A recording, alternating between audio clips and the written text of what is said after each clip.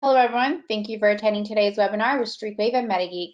Casey today will discuss how to use MetaGeek's product selection tools and demonstrate how the hardware and software in their product portfolio can be used for different Wi-Fi troubleshooting needs and how to increase performance. This webinar will be recorded and we'll share it afterwards with a link to our YouTube channel. We also do love to hear your questions, so at any time during the presentation, please type them in the Q&A section and we'll address them at the end. Casey, you may go ahead and begin. Alrighty, awesome. Thank you very much, Angela, and thanks everyone for joining today. Like Angela said, we're going to be kind of looking at some MetaGeek products here and kind of showcasing which ones might be best for certain jobs. So on the agenda today, I'm going to introduce myself and talk a little bit about MetaGeek and go over a little bit of some Wi-Fi fundamentals, which I believe to be very important to understanding our tools. So I'll kind of give a brief overview there. Then we're going to talk about Channelizer, which is the deep dive into spectrum analysis. This is a Windows-only application, and it's used with a piece of hardware called the YSpy. And so that's going to be available at Streakwave in the Channelizer Essential Bundles, what it'll be called. And this is great for our custom home installers, AV installers, network administrators. This is kind of the bread and butter of MetaGeek. So we'll really talk about this one quite a bit. The next tool we'll talk about is called YSpy Air. And this is actually a very similar to what Channelizer does, but it works on your mobile device.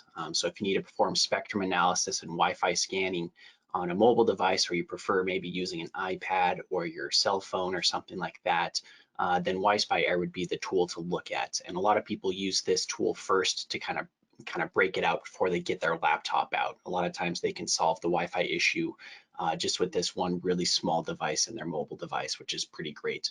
And then finally, we'll kind of look, if we have time at least, we'll kind of look at a little bit more of an advanced Wi-Fi troubleshooting tool called Eye P.A. The P.A. here stands for packet analysis.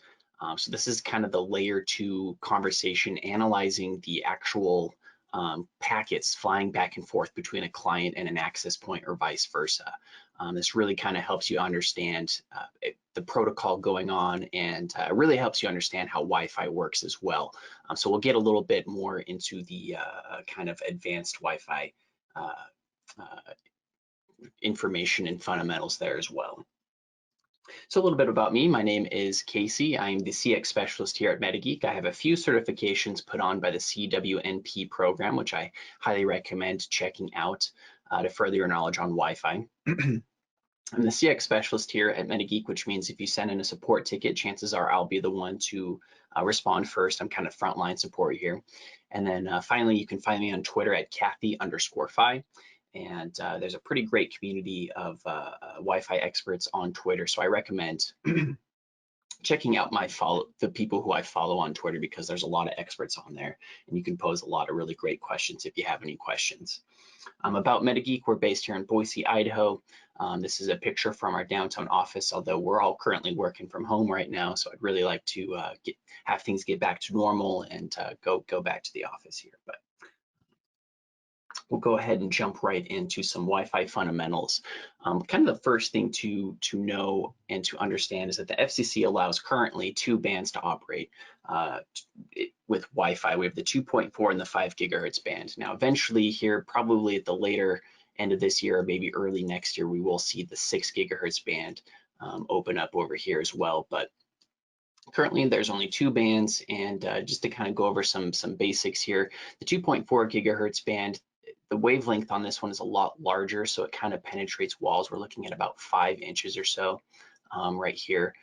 So it goes through walls, it has a greater range.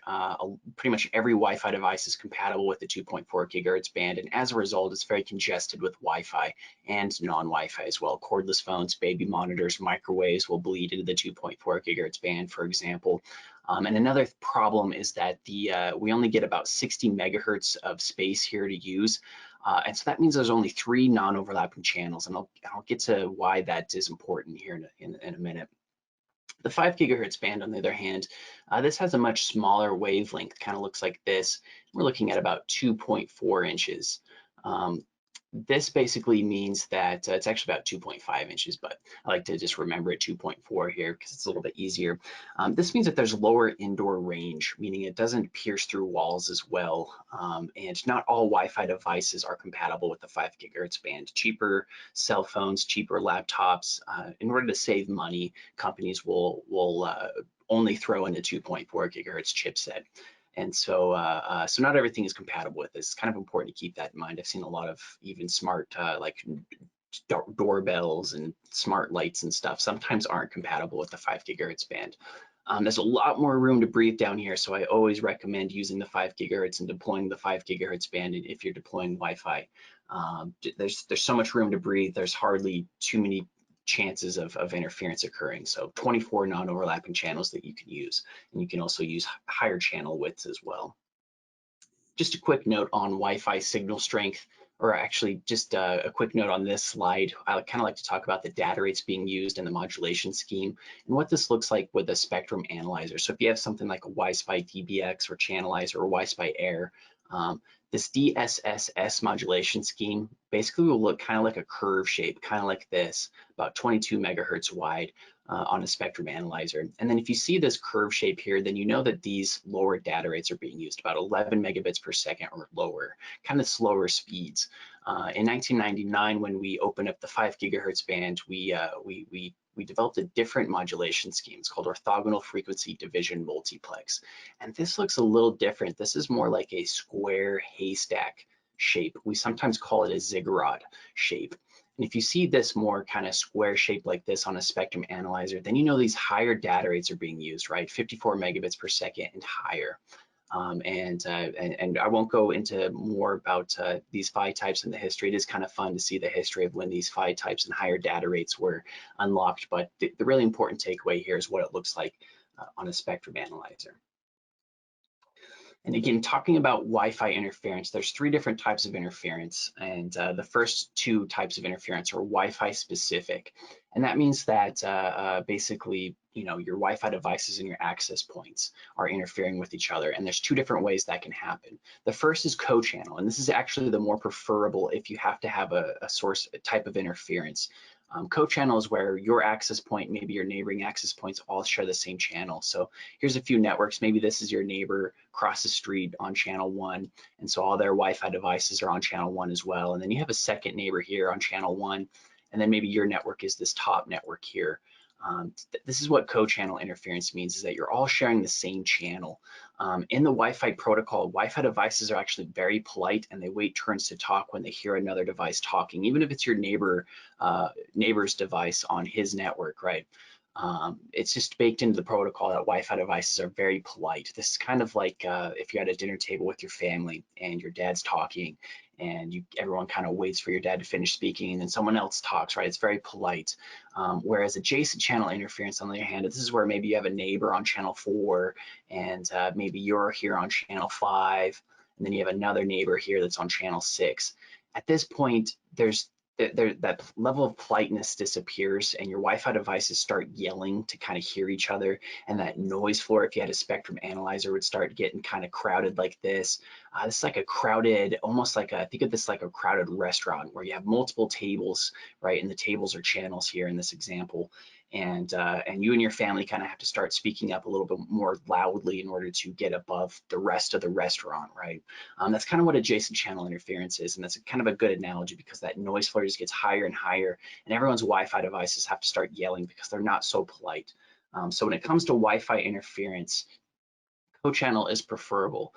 That's why we always say 1, 6, and 11. Those are the only 3 channels you should use in the 2.4 gigahertz band because of the only 3 non-overlapping channels. You're less susceptible to adjacent channel interference. Finally, there's a third type of interference, and that's non-Wi-Fi. And this is a big problem because there's a lot of cordless phones, baby monitors, Xbox 360 controllers. There's tons of stuff. Even industrial HVAC equipment will bleed into the 2.4 gigahertz or sometimes 5 gigahertz bands. And if a Wi-Fi device sees this non-Wi-Fi interference, it'll still be polite and wait until that interference is done talking. So it's important to have a spectrum analyzer of some sort, and we'll kind of show some examples of this. With basic Wi-Fi scanning, you can see, you can see these networks, you can see adjacent channel networks, you can see, if you have a network on, neighboring network on channel 1. It's really handy, but you really have to have a spectrum analyzer of some sort, such as the YSpy, to see what's really going on here, which is some crazy source of interference here on channel 13. And the shoulders of this interference dip all the way into channel 6. And what caused some Wi-Fi issues here, you can see that the saturation here is pretty bad actually. And you have no idea, this is basically invisible to Wi-Fi scanning, right? It's invisible to your Wi-Fi chipset. You have to have something like a YSpy to see this type of stuff. And just a quick note on Wi-Fi coverage. We really like to shoot for -67 dBm throughout the household or the office or wherever you are that you're deploying Wi-Fi and need to have solid Wi-Fi. As long as you have about -67 dBm throughout the entire house or environment, you should be good to go. Anything higher than this, which is about -30, that means you're basically on top of the access point. That's not necessarily desirable. I will say maybe -60 dBm is a really great signal strength to shoot for if you need to have like really good Wi-Fi, like maybe you need to have good video conferencing abilities throughout the entire house. So then you might want to do like -60 to make sure you're not dropping frames. Anything lower than this, which is about -70, -80, -90 dBm, you're going to start dropping frames. You're going to be able to only do basic things like check your email. I mean, you probably can't even check your email at -90. -80, you probably could check your email, check your Facebook, things like that, but you certainly wouldn't be able to stream Netflix in high resolution or have like a video chat or anything like that. So that's kind of a quick note on that. And our tools will show you signal strength. So the first tool I want to talk about is Channelizer. It's a Windows-only application, and it works with this hardware device called the YSpy DPX, and we call this the deep dive into spectrum analysis. It's got a really great ability to locate sources of interference. Basically, you can unplug the omnidirectional antenna that comes with it, and you can plug in the directional antenna that comes with the Channelizer Essential bundle, which again, Streakwave offers. It allows you to kind of directionally locate sources of interference. This is mostly used for non-Wi-Fi interference, again, for the baby monitors, cordless phones, and I can demo this here in a second. It's also a great Wi-Fi scanner, so you can check for those Wi-Fi dead spots. Basically, you'd kind of want to draw an invisible threshold. Let's say this is about -67 dBm or so. And basically just keep an eye on all your networks and make sure that certain networks are above this threshold, this -67 dBm threshold. And if this network ever drops down below that, well then you need to probably place another access point somewhere to make sure that you have that sufficient coverage. Probably the greatest feature about Channelizer is that it's a lot like a DVR. You can pause and rewind and fast forward your spectrum data, and you can capture intermittent interference. So if you find that you have some issue that's intermittent, say some sort of interference occurs at noon and stops at 1 and then everything goes back to normal. I hear that situation a lot. Any customers that have that issue will certainly want to look at Channelizer because you can basically run Channelizer for up to 24 hours and it records everything during that 24 hours. And so if something does happen, you can go back and catch it and kind of troubleshoot it, and I'll kind of showcase how that works later. But yeah, great if you're experiencing intermittent issues. As well, this is another reason this tool is often chosen by custom home installers and AV installers because you can actually hand a report. A lot of people are providing Wi-Fi for people that don't maybe understand Wi-Fi or don't understand how the spectrum works and utilization and things like that. And so they can actually just, whatever they did to the network, if they deployed a new network or fixed an issue, a spectrum issue, they can very easily kind of prove what they did here because, we're kind of seeing the invisible here with the YSpy and the Wi-Fi scanning. And we also pre-stock these reports with literature, so it makes you look really, really professional. So a lot of people really like this feature, which is pretty much built into Channelizer. If you buy Channelizer Essential from Streakwave, this report builder accessory comes with it automatically. And then finally, I won't spend too much time on this slide, but if you do deploy Cisco access points, you can actually also troubleshoot those access points remotely and look at the spectrum remotely using the Cisco Clean Air accessory, which is also available from Streakwave.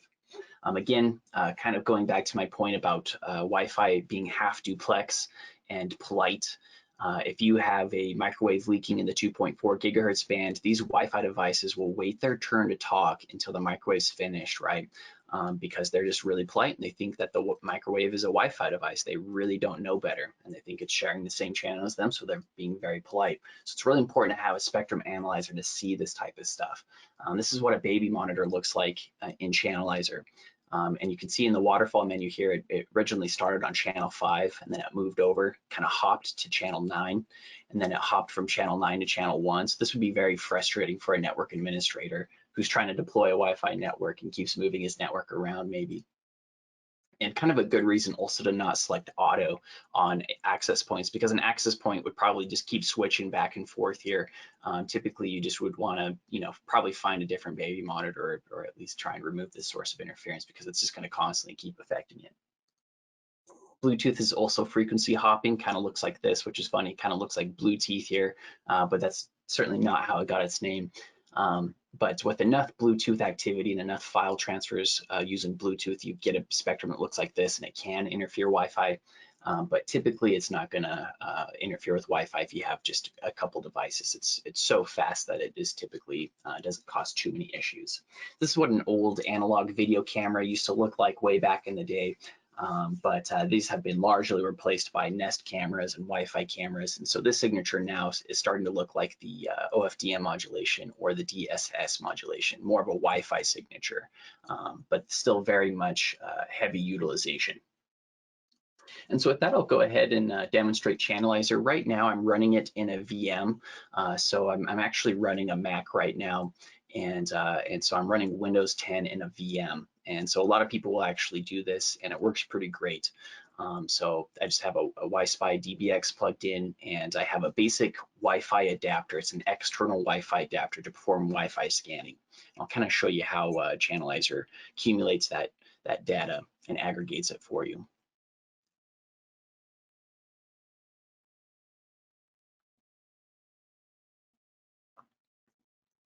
All right.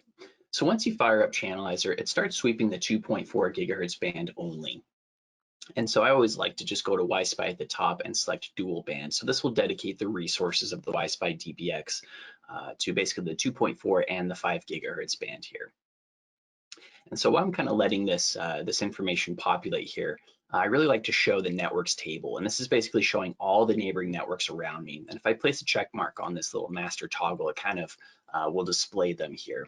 And so I'm still gathering beacons. Right now I'm using a, and you can see here at the bottom, you can see what I'm using. I'm using just an 802.11n only adapter. It just happened to be the most accessible. It fits in my USB hub nicely. And so that means I'm not getting 5 gigahertz beacons. However, the YSpy DBX, which is spectrum, this is sweeping spectrum in both bands. The DB stands for dual band, so the 2.4 and the 5 gigahertz. So for right now, just because I'm in a VM, I'm only going to be able to see 2.4 gigahertz beacons, but it should still be kind of good enough to showcase what this can do. So at this point, just to kind of highlight the Wi-Fi scanning capabilities, a really good section for this. Let's just say I want to focus mostly on maybe my Cathy-Fi network here. So I'm just going to place a check mark next to Cathy-Fi. And it does automatically show my two radios. I do have a studio out back, so that's kind of my second access point. I really only have 2 access points here.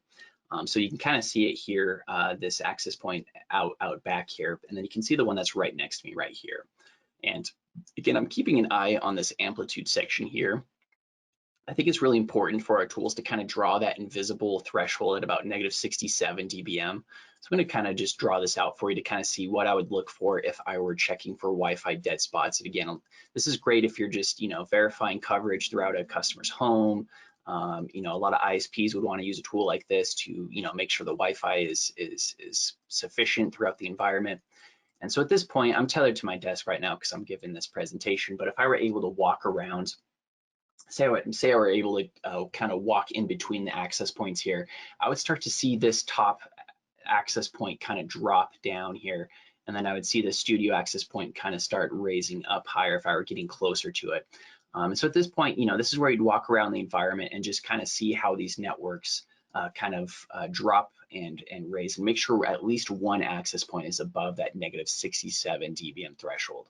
And again, a really great section for this is the networks graph. This is pretty much what this was built for.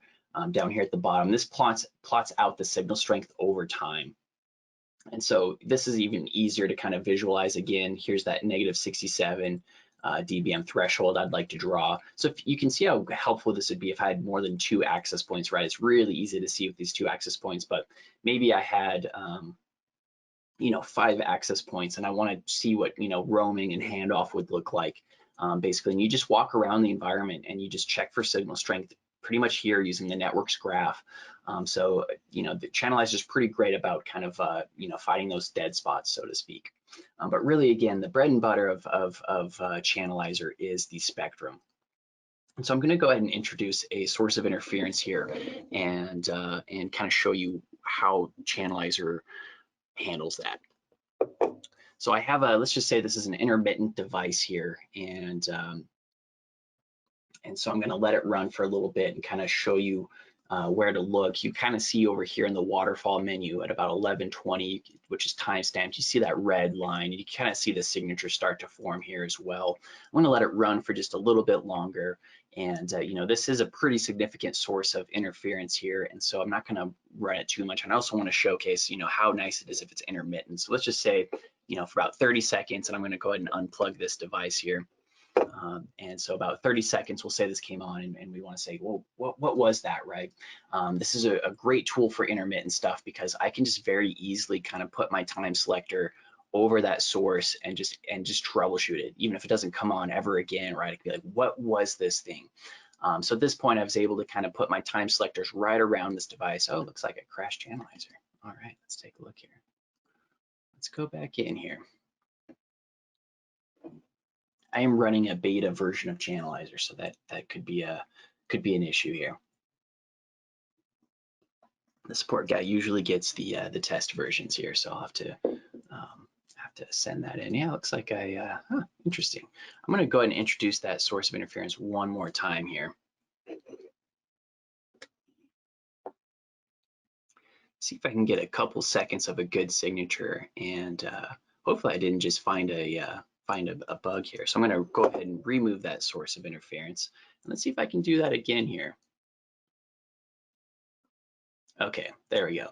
So there's that signature that we were looking at, and maybe we really wanted to try and figure out, what this thing is. What the heck is it? Well, we have a really nice tab over here on the left-hand side called Interferers, and you can actually drag up signatures up towards it and kind of see and match and see if you can figure out what it is. So I selected 802.11b. It's clearly not that. Here's some 802.11g, right, which uses the OFDM modulation, which you can kind of see over here on channel 11 is occurring, some light 802.11g and activity, which is indeed what my access point out in the studio is using, but it's clearly not that. This is clearly non-Wi-Fi.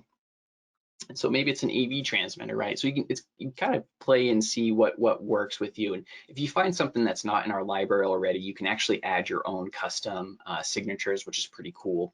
What this is really supposed to imitate is an RFID reader. So this is kind of the signature that this device is supposed to imitate. And let's just say that it came back on. So I'm going to go ahead and introduce this interference one more time. And let's just say we want to maybe figure out where it is, right? So I'm going to bring my time selection, my time span back up to real time here, last couple seconds, and hopefully I don't crash this tool here. But I'm going to go ahead and show you the device finder feature at this point and show you how to use this part. And so this would be if you really had no idea where this was coming from, maybe it was in the ceiling, something like that. You basically enter device finder mode at this point in time, and the farther away you get from it, that blue line goes down. So I'm going to attenuate the signal. So this means I'm getting farther away from the interference. And as the blue line raises, that means you're getting closer to it. So I'm going to unattenuate the signal and bring it a little bit closer to my YSpy DBX, and you see I'm getting closer to it.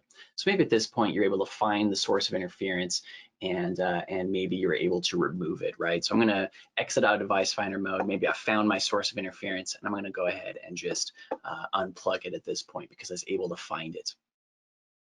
And so I'm going to go ahead and let the YSpy again kind of sweep a little bit, and I want to show you kind of what that stuff does as well. If I go back to my networks table, that source of interference actually was eliminating a lot of networks around me. So anything on channel 6 basically would have been temporarily just not able to breathe basically. So for this point in time right here, you can see that the only networks I could see were basically on channel 11.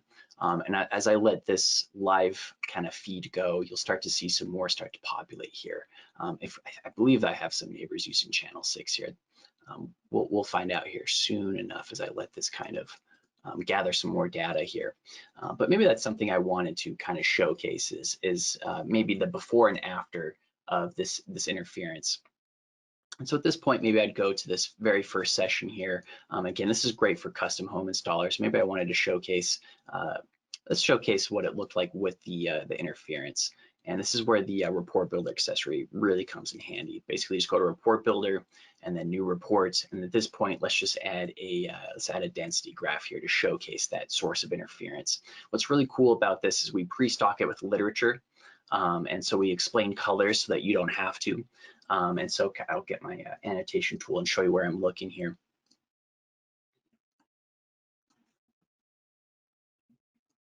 So basically I'm looking right here where it says blue is less than 10% utilization. So when you see blue with the YSpy, it's basically like a clap, right? It doesn't really interrupt our conversation. The Wi-Fi can continue to be used. It's really not that a big of a deal. Green is about 20% of the spectrum is being utilized. Yellow means that 40%, and then finally red, it means over 50% of the spectrum is being utilized.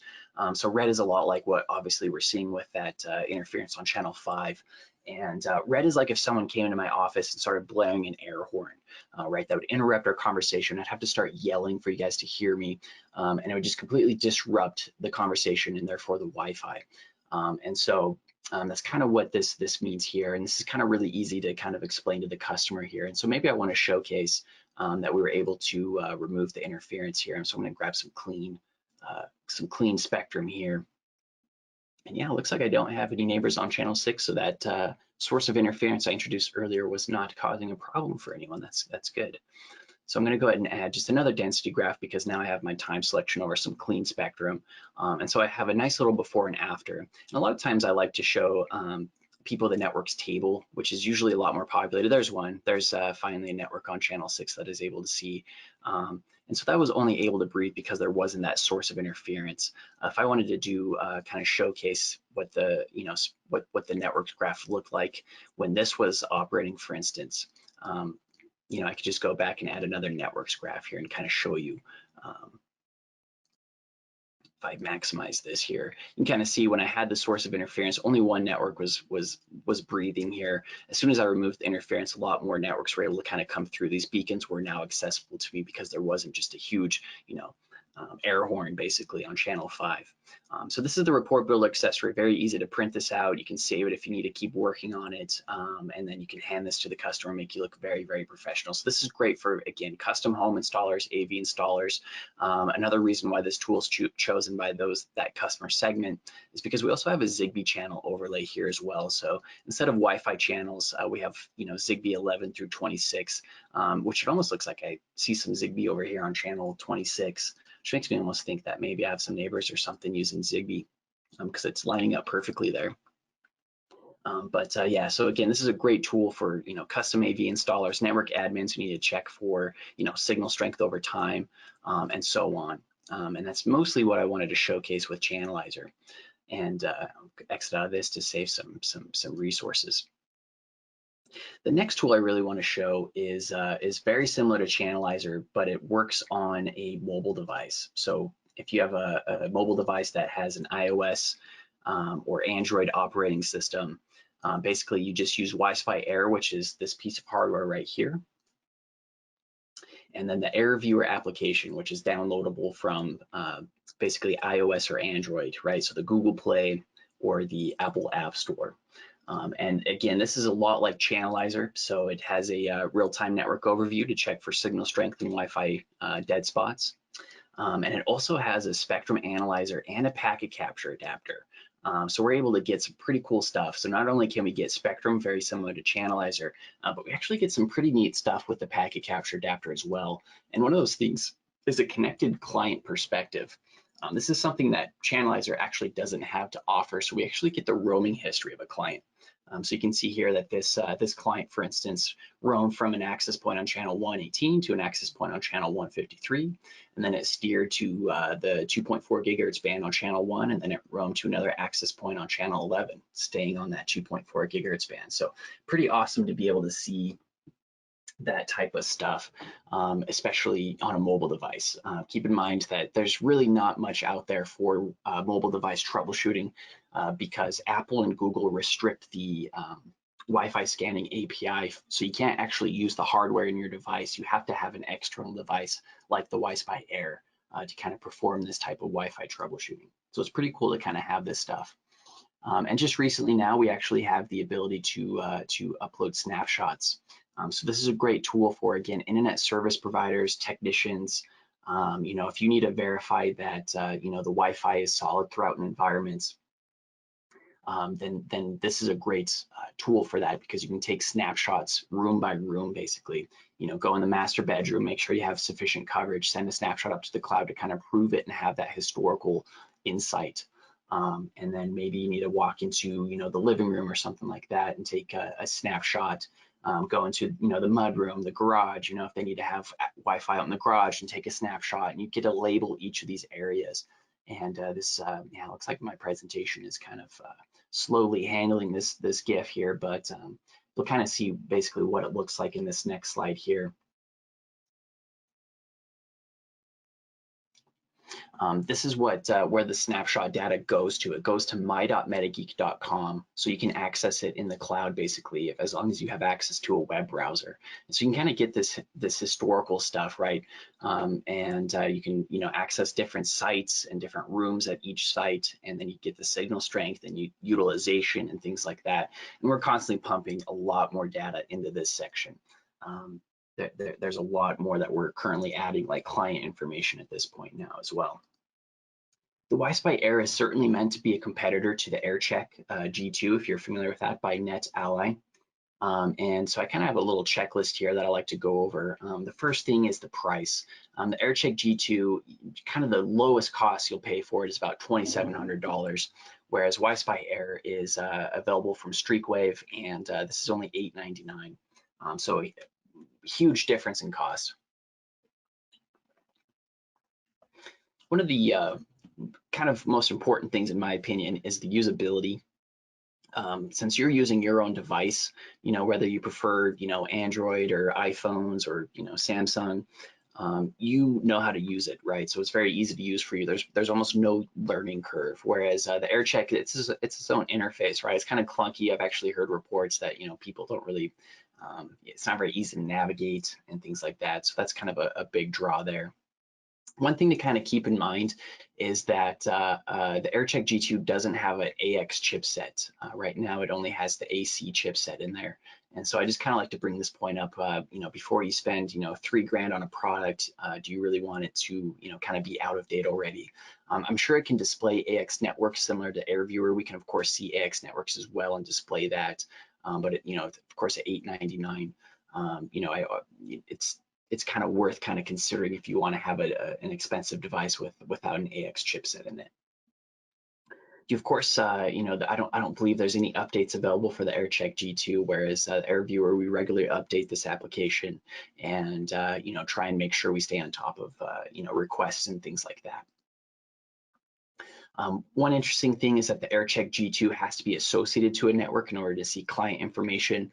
YSpy Air, we're straight up in monitor mode with the packet capture adapter, so we can see all the client information even if you're associated to the network or not.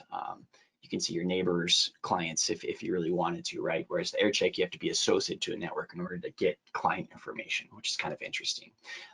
The one pro here with the AirCheck G2 is that it's you actually can check for Ethernet, so that's pretty nice. Whereas we focus on the wireless medium here at MetaGeek, so we don't have any RJ45 ports.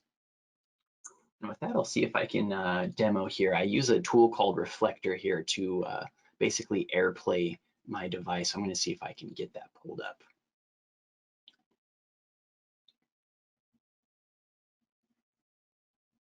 All right, perfect.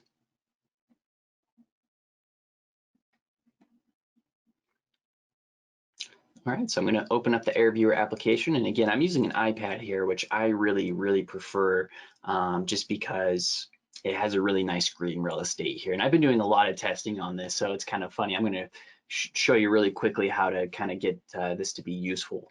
I know that I have a network here on channel 11, and then I know I have a network here on channel 42, and I'm going to turn off 149 and 165 because I don't have any personal networks on those channels.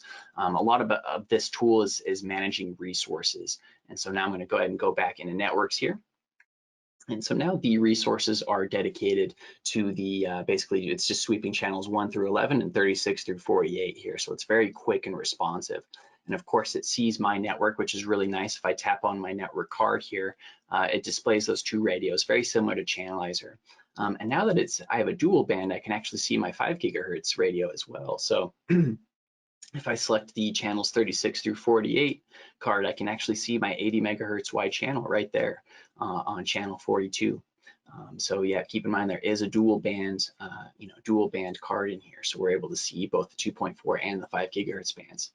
It's really cool. I'm going to go back to my channel 11 here. If I dive into my my network card here, I get a lot of really great data. So right off the bat, I'm getting data rates, PHY types, channels in use. I can see clients here, and I'll get to this in a second. But right now, it's plotting my signal strength over time of these networks. And so this is a great tool, again, to check for coverage. Again, I always recommend kind of drawing that invisible threshold here at -67 dBm and making sure that your access points at least one stays above that, right? And so, if I were to walk around, you would see those dropping lower. So a lot of people will just break this tool out, before they even get to the channelizers or the insiders, right? And they'll just check for signal strength and make sure it's not a coverage issue. And if I scroll up here, I can actually see each of those radios if I wanted to dive into them, if I wanted to see, what clients were associated with each radio. Usually I get more clients on my 5 gigahertz band, which I obviously have this iPad currently connected right now. And keep in mind, what's really cool too is I can see that I'm on the 5 gigahertz band because of this chain link icon here. And I see that I'm on channel 42. So it's cool because I can see that this iPad is on the 5 gigahertz band. Now, if I go back out here and go into settings, all I get from Apple is, I get a chain lock, I get, 1 to 3 bars, and that's pretty much all I see. I get the SSID. I don't see how many radios or access points there are. So that's what's really cool about AirViewer. Let me go ahead and refire this back up here. Is that I can actually see, what band I'm on, what radio I'm on, how many access points are there. It just breaks everything down so, so much nicely. So if I back out here, I also want to show you what the spectrum looks like as well. I think this is one of the coolest things here. So if I back out here, I'm on the channels view, and I'm going to turn my network scanning off to focus all of the resources on spectrum analysis. And so what you'll see here eventually is some spectrum populate here in colors. And so of course you can see that activity. I think my partner she's out back using the studio access point. I can tell because there's some light Wi-Fi activity occurring here on channel 11. And I know that this iPad is currently connected to the 5 gigahertz band. So that's certainly not me. So it's kind of fun to see that. And you can see that it already dropped, right? You kind of see the noise flare a little bit. There's a little bit of activity here, but really fun to see how live and responsive this is. And I have to thank my partner after this because she's really showcasing some great OFDM modulation over there on channel 11, right? Some 802.11g and activity. I'm going to go ahead and introduce that same intermittent interference, and hopefully it doesn't kick off here, but I'm going to introduce that same interference. You can see how quickly the spectrum just shows me what's going on here, right? And this is, again, for $8.99 from Streakwave to be able to perform this level of spectrum analysis. I'm going to go ahead and unplug it here, and you'll see that that signature disappear. It's very responsive, and it's already gone, right? So it's pretty easy to tell if something's interfering with your network. Then you can finally bring networks back on to kind of overlay that 802.11 scanning across the spectrum analysis at the same time. Again, if I hop into channel 36 through 48 here, turn networks off, I'll get some spectrum analysis done here. And what I'll do is once this kind of populates, I'm going to go ahead and run a speed test on my cell phone, which should be on the 5 gigahertz band. And so you'll be able to see kind of what a speed test looks like here. So I'm going to run a speed test real quick from my iPhone. And you should see, yeah, there we go. There's the OFDMA 80 megahertz right there. And I'm bringing my speed test really close to my YSpy Air. So it's actually seeing that Wi-Fi utilization. Okay, that speed test is finished, and here's the download. So you can, yeah, look at that. You can tell exactly, that there's some Wi-Fi activity going on. And again, this is an $800, $900 spectrum analyzer and Wi-Fi scanner. So tons of value here. Finally, of course, like I said, there's a lot of settings here that you can go through if you know what channels your network's going to be on. You can also kind of change the frequency at which the Wi-Fi scans are performed. But I really like to keep those default. And then finally, two snapshots. So basically, you just have to log in with your my.metageek.com account, and at this point, you can basically start taking snapshots of your network. So I'll go ahead and log in real quick here.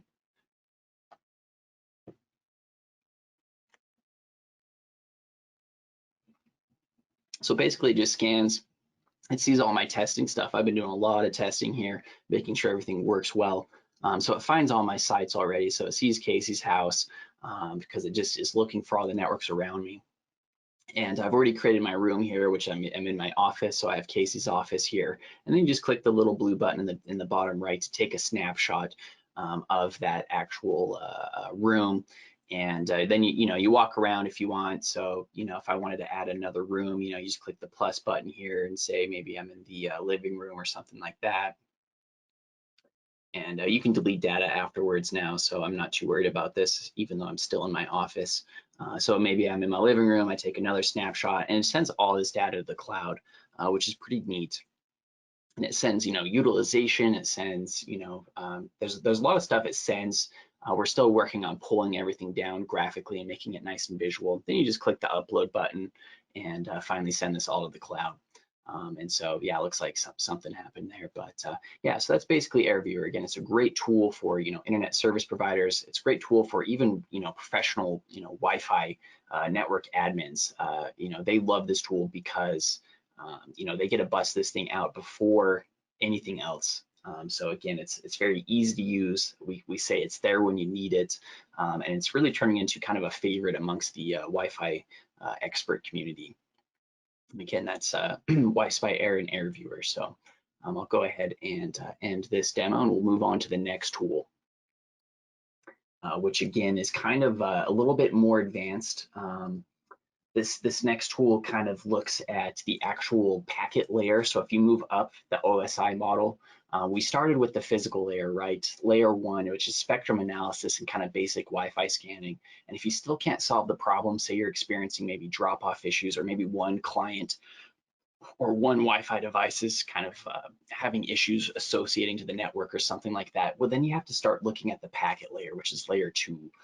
So again, with the spectrum analyzer and the YSpy DBX, we can see all the activity on a channel, but we don't know, how many devices is this? Is this one iPad or is this 20 iPads, right? You don't know. It's all baked into one signature, and it's kind of two-dimensional at this point. Whereas packet analysis, it kind of is almost three-dimensional because you can see, oh, that's just 3 devices talking right now with this access point, right? You can actually see that if you perform a packet capture on a certain channel, you can actually see exactly what's going on, how many packets are flying back and forth. Again, it's really important to remember that Wi-Fi is half duplex, so only one Wi-Fi device can talk on a channel at a time. And this is really important when you think about multiple devices on a network, and when you think about basically data rates. So if you have a really slow device, say an Android device here is having a conversation with an access point, maybe it's you want to check your email or something, the access point says, yep, we'll go ahead and let you have that conversation. All these other devices are waiting their turn to talk. They're half duplex. They're waiting until that device is having that slow conversation, right? At 1 megabit per second. Even this device right here that's right next to the access point and can talk at a really high speed, 54 megabits per second, it's still waiting its turn to talk until this conversation is finished. And you kind of have to have a tool like Eye P.A or a packet analysis tool to really visualize that stuff. Eye P.A also will color your frames really nicely for you to connect. You can kind of see what's going on. So it captures management frames, which are basically, beacons. I won't get too much into this, but management frames are, basically 10 times a second an access point will beacon and say, hey, I'm here, I support these data rates, you can connect to me. Very similar to that, at clients like your iPhone or iPad or whatever, laptops, they will start to actually send probes out 10 times a millisecond if they're not associated to a network. So as soon as you leave your house, say for instance, I've been to the Boise airport once and associated to that network right a couple of times.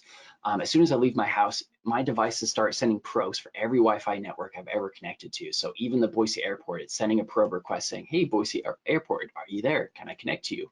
And so this is why people recommend turning off the Wi-Fi on their devices, because they're sending out these probe requests. And so these are called management frames, and these basically just aid in Wi-Fi devices and access points to kind of connect with each other and leave each other. The next kind of type of frame that we can see in the packet capture are called control frames. And these aid in the delivery of frames. This is all like walkie-talkie speak. When you say over and Roger, right, you're kind of acknowledging that you've received transmission or that you're done with your transmission. That's basically what control frames are. We just have acknowledgement frames, block acknowledgement frames, and then request to send and clear to send. And so again, think of walkie-talkies when you think of control frames. They just aid in the delivery of the Wi-Fi data.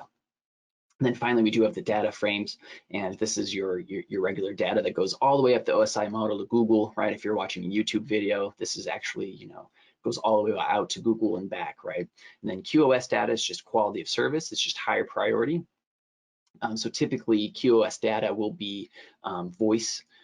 Voice data is going to be tagged QoS so that it always goes through. So if you're having a video conference call, the video is going to be the first thing to drop if you have a poor signal strength or a poor connection. That voice is going to be QoS data, so that's going to be the most important data that goes through. So usually the last thing you use in a video conference call is the voice, because it's very deliberately tagged QoS there. Typically, you had to use a tool like Wireshark to kind of see this stuff, but Wireshark, you almost have to be an engineer to really understand. You can't really visualize airtime well with Wireshark. You have to apply these filters, like even this color, this orange color here, that was because, our old worker Joel here created a really nice filter that you can download to kind of understand, what the frames are. Otherwise, it's just white and you have no idea what's going on here. So you kind of have to have a tool like Eye P.A to really easily understand what's going on. This is a great tool for network administrators, district K through 12, network admins that kind of need to visualize airtime and visualize, top talkers and things like that. It colors the frames nicely here so you can see what's going on. I can very quickly tell, what's going on here, and kind of to break down what we're seeing here before I demo this tool.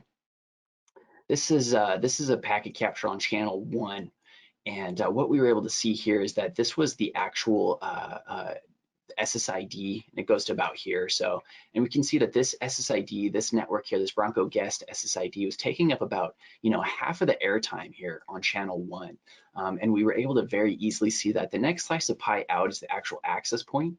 There's actually only one access point at this point on channel 1. And so we can see this one access point was taking up half the airtime.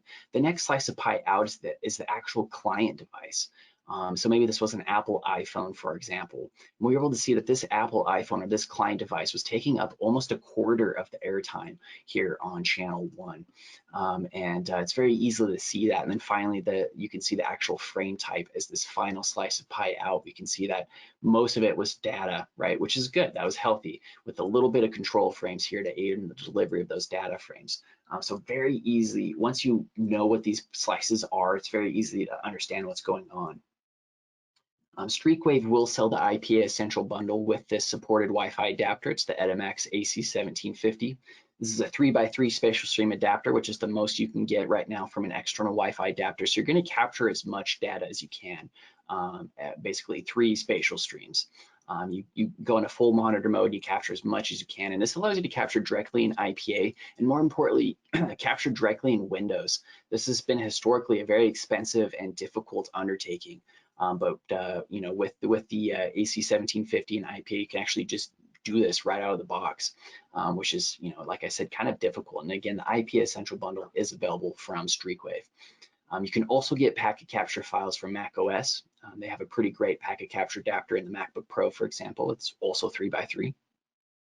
And then there's some other sources like even the enterprise grade access points. The Eckhouse Sidekick can spit out a PCAP file, which you can then import into Eye P.A.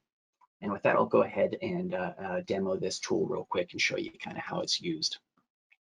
And again, I'm running Eye P.A in a VM right now. So I'm on my Mac and I'm running Windows via VMware. Here's the application I'm using. But Eye P.A works great. It's actually a pretty low usage application. So it doesn't take up a lot of utilization. So it's actually pretty great here on a VM here. So the first thing I like to do is I like to kind of showcase this example file that we have in Eye P.A. It's called Lots of Virtual SSIDs. This was actually sent to me by a customer who is a K through 12 network administrator. And when I first saw this, I saw all these purple frames, right, which are management frames. And I said, uh-oh, something's not right here. There's no data. There's hardly any control frames. And so I started kind of hovering around and just found out these are all beacons because he actually set up SSIDs, just tons of virtual SSIDs.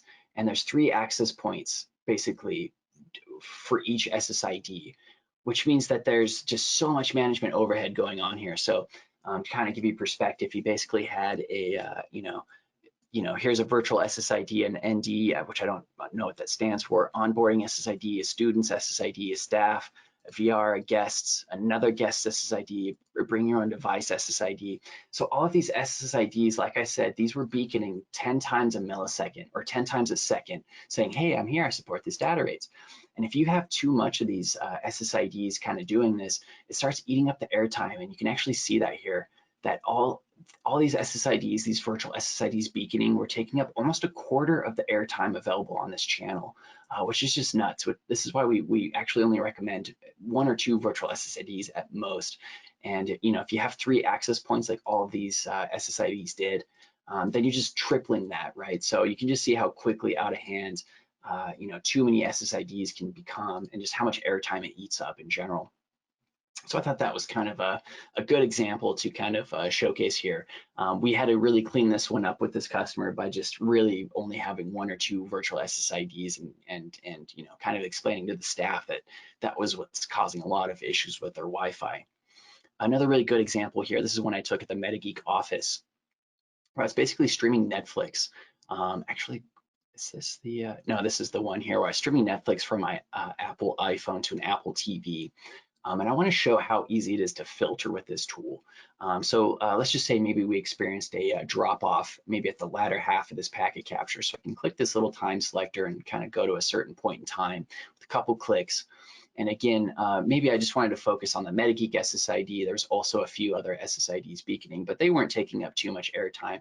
MetaGeek here on channel 157. If you just click on that slice, it kind of expands it. Then the next access or the next slice out is the access point. We called this one the plink.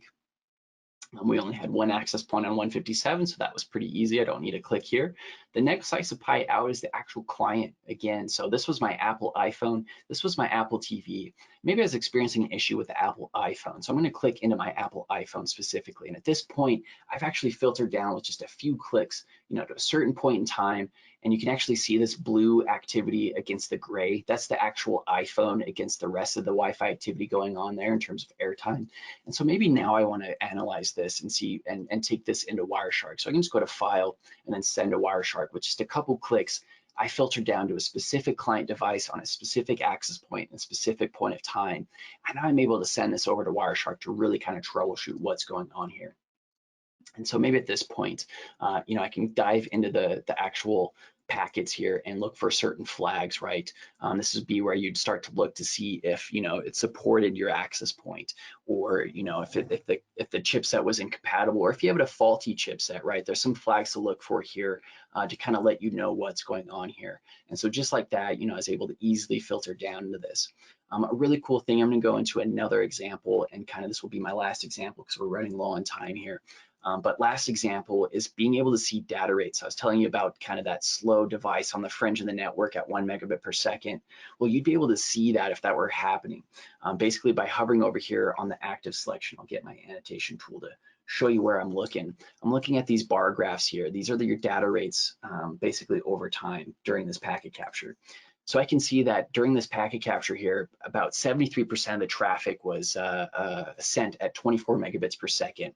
That's pretty great. I'd be a little more concerned if I had a lot of traffic here at 1 megabit per second, or maybe 6 megabits per second. And I can even see that about 21% was sent at 72, right? That's pretty good. I'd actually be pretty happy with this. So it's a good tool to kind of make sure that that your devices are having quick, efficient conversations, and it'll let you know if you maybe need to lower or disable legacy data rates, right, and force those conversations to be happening at a higher data rate. Finally, we have a pretty cool Analyze tab over here where you can kind of select your network, and it'll give you some kind of insights on some things you can do. For instance, when I selected the MetaGeek network over here, it said, hey, you have a couple Apple devices that have high retry rate. You maybe want to check these out and follow these tips. And we kind of have some basic solutions here. We can click learn more. And we talk about maybe you have some non-Wi-Fi interference there. Maybe there's an adjacent channel that's causing some interference. Maybe you need to relocate this channel or put it on a more clear channel, things like that. And we're kind of constantly adding to this section as well. So we're trying to kind of boil down as much as we can that we can gather from this packet capture and provide more insights here. And yeah, so that's Eye P.A. It's a kind of a more advanced layer 2 packet analysis tool, but I highly recommend grabbing it, if you have the budget, because really to know more about Wi-Fi, you kind of have to eventually start looking at the packet layer and understanding kind of the protocol that dictates the clients and access points behavior. So that's Eye P.A. And with that, that's pretty much all the tools that Streakwave had to offer. Hopefully that helped you kind of figure out what tools might be best for you. And at this point, I'll give it back to Angela and see if we happen to have any questions.